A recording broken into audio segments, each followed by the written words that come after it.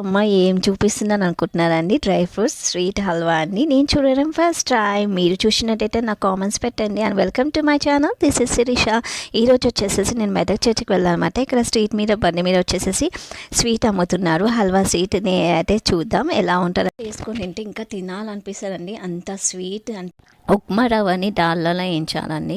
వేయించిన తర్వాత నీళ్ళు మసాలా పెట్టి దాంట్లో చక్కెర వేసి ఉప్మా రవ్వని దాంట్లో వేసి డ్రై ఫ్రూట్స్ అన్నీ వేసేసి దాంట్లో కొంచెం దగ్గరకు వచ్చేటట్టు చేయాలండి.